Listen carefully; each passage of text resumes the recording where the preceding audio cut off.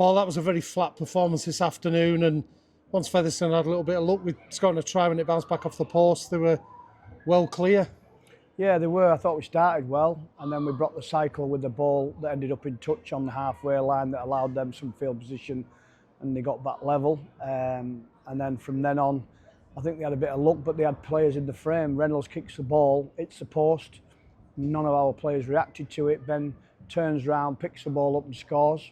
And then they get a try out of dummy half when 3 players are looking after the 9 and we don't get off the line and we get the sucker punch. So we go in at 18-6 rather than 6-all. And in the second half, they kicked off and we didn't field the kick-off on the first set, and they scored to go 24-6. From then on, we had a go.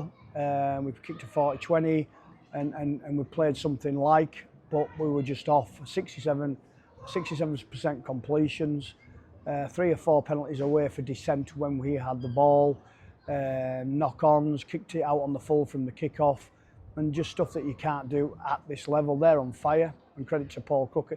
He showed us respect by putting a full-strength side out who can play, and we matched them at times, but you've got to be consistent in what you do. You can't break the cycle. They didn't break the cycle.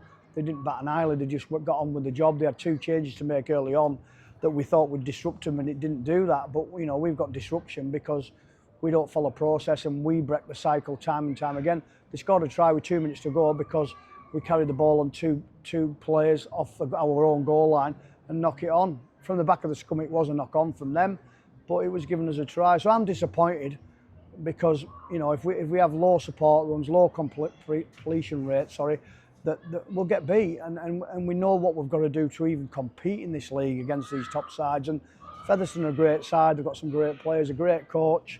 I wish them all the best next week, but we were a long way off where we needed to be. Whether it's a Toulouse thing, whether we have to change a few players up and throw some of these young fellas in, and we won't be afraid to do that. Hopefully Tom Walker will be back for the next game. Ryan Brown will be back for the next game, and we won't be afraid to make some changes because I think we need that. We played too lateral.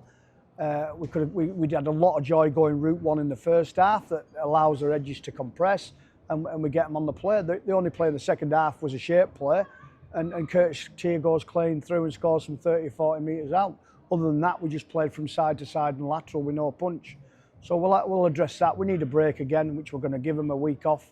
We can't punish them, but we're bringing them in. It won't do us any good. We'll give them a week off, and we'll be back in ready for the Sheffield game, which is massive now.